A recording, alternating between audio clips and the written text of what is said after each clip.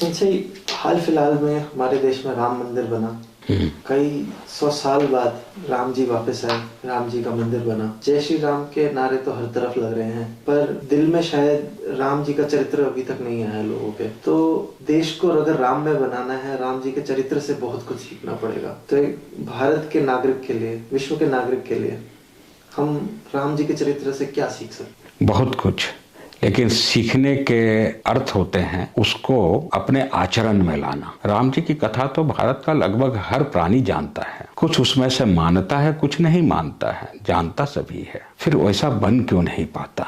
क्योंकि आचरण विपरीत है। आचरण ही प्रमाण है कि आपने सही ढंग से चीजों को समझ लिया, और इसमें मानव का विशेष दोष नहीं है। क्या करें बेचारे। जब राम जी का समय था और जब राम जी लंका पर चढ़ाई कर रहे थे, आप बताएं कि कितना मानव उनके साथ था? एक भी नहीं, एक भी मानव राम जी के साथ नहीं था। गिलहरी तक शामिल थी, मानव नहीं था। फिर उनके चरित्र को कैसे अपना लेगा? बहुत कठिन है। हम उनकी पूजा तो कर लेते हैं, उनके चरित्र को आचरण में नहीं लाते। मानव ने क्या किया राम जी के साथ? सीता जी की पवित्रता पर सवाल उठाया, सीता जी को वनवास निकलवा दिया। ये तो मानव के कर्म हैं, हम उसी मानव के तो वंशज हैं। फिर हम राम जी के चरित्र को कैसे अपना लेंगे? हाँ, इसमें से जो वीर पुरुष हैं, जिनमें वीरता भरी हुई है, वही राम जी के चरित्र को अपनाकर वैसा आचरण करते हैं। बस इतनी सी बात है। सिंचाई, हम में से जो लोग राम जी को पाना चाहते हैं, हम राम जी को पाएं कैसे? नहीं पा सकते, नहीं पा सकते। आप उनकी उपासना कर सकते हैं, आप उनसे सबक ले सकते हैं, आप उनकी आराधना करके उनके पद चिन्हों पर कुछ चल सकते हैं। राम जी को नहीं पा सकते। भ्रम है कि आपने पा लिया।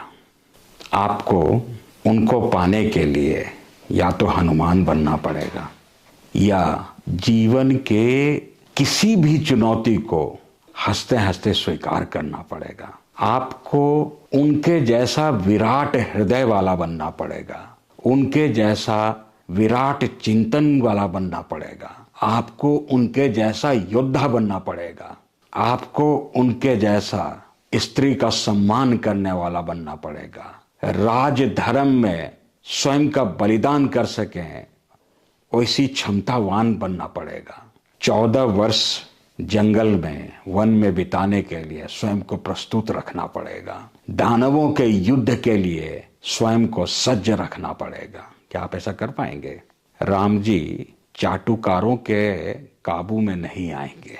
4 बार अगरबत्ती घुमाया, 2 दीप जलाए और राम जी आपको मिल जाए, ऐसा संभव नहीं है। यही बात तो करपात्री जी से परमानंद परमहंस जी ने पूछा था, और सीधा पूछा था, पहले उनसे इजाजत लो, फिर उनके नाम का इस्तेमाल करो, फिर उनके नाम की पार्टी बनाओ, नहीं तो बिखर जाएगा। और वही हुआ, जबकि करपात्री जी तो स्वयं एक महान शक्ति थे। फिर कुछ महापुरुष आते हैं, लेकिन आप उन्हें इतना टॉर्चर करते हैं, वो आपके लिए कार्य कर रहे होते हैं और आप उन्हें कुछ और समझ रहे होते हैं। दुर्भाग्य से भारत के मानव का यही चरित्र रहा है।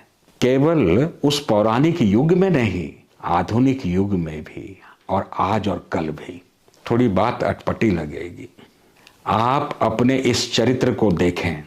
भगत सिंह की अदालत से बाहर पिटाई हो रही थी और लोग तमाशा देख रहे थे। विवेकानंद जी धर्म का परचम लहरा करके भारत लौटे, अदालतों के चक्कर काटते रहे, केस लड़ते रहे, लोगों को पता नहीं। हमारे कर्म ऐसे ही हैं, जो अपने महापुरुषों को उनके रहते, उनके जीते जी पहचानते ही नहीं। जब वो चले जाते हैं, फिर हम उनके नाम पर मंदिर बनाते हैं, हम उन्हें अपना देव बनाते हैं, आराध्य बनाते हैं, हम उनकी उपासना करते हैं। और जब तक वह होते हैं तो कोई एक ऐसा अवसर नहीं चूकते जहां उन्हें अपमानित ना होना पड़े, जहां उन्हें हम प्रताड़ित ना कर पाए। ऐसे तो हम लोगों का इतिहास रहा है। विश्व में अगर किसी समुदाय ने, किसी लोगों ने अगर अपने धार्मिक बहुत ही ज्यादा रिच कल्चरल हेरिटेज को, अपनी संपत्ति को, अपनी संपदाओं को, परंपराओं को, प्रथाओं को अगर उसका अपमान किया है, उसको तहस नहस कर दिया है, तो वो भारतीय ही हैं।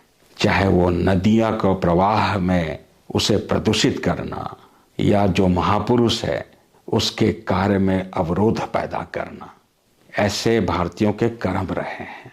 और ऐसे कर्म में कोई चाहे कि हम पालें उन्हें, प्रयास कीजिए, शायद आप पालें और पाकर एक नई श्रृंखला, एक नया विचार, एक नई सोच को जन्म दे सकें। कठिन है, असंभव नहीं।